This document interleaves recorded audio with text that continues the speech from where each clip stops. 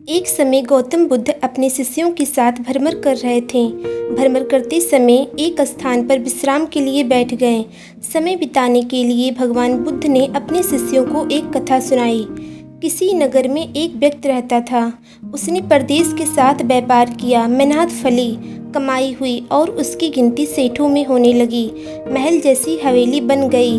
वैभव और बड़े परिवार के बीच उसका जीवन बड़े आनंद से बीतने लगा। एक दिन किसी दूसरे नगर से उसका एक संबंधी आया।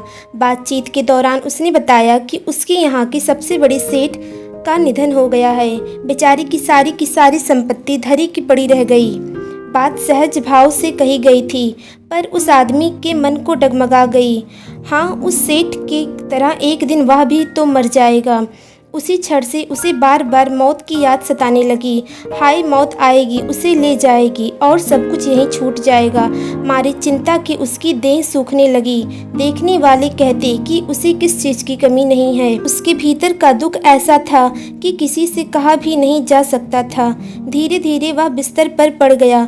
इलाज बहुत कराया, लेकिन उसका रोग कम होने की बजाय बढ़ता ही गया।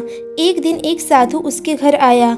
उस आदमी ने बेबसी से उसके पैर पकड़ लिए और रो रो कर अपनी व्यथा उसे बताने लगा। सुनकर साधु हंस पड़ा और बोला, तुम्हारे रोग का इलाज तो बहुत ही सरल है। उस आदमी के खोए प्राण मानो लौट आए। अधीर होके उसने पूछा, स्वामी जी, वह इलाज क्या है? साधु ने कहा, देखो, मौत का विचार जब मन में आए, जोर से कहो, जब तक मौत नहीं आएगी मैं जीऊँगा। इस नुस्खे को 7 दिन तक आजमाओ, मैं अगले सप्ताह आऊँगा।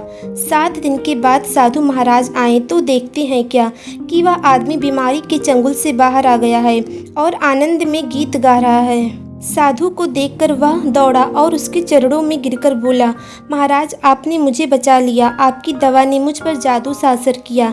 मैंने समझ लिया था कि जिस दिन मौत आएगी उसी दिन मरूंगा, उससे पहले नहीं। फिर साधु ने समझाया कि मौत का डर सबसे बड़ा डर है। वह जितनों को मारता है, मौत उतनों को नहीं मारती। कहने का मतलब है कि मौत जिस दिन आनी होगी उस दिन आएगी। पहले से चिंता करने का कोई फायदा नहीं।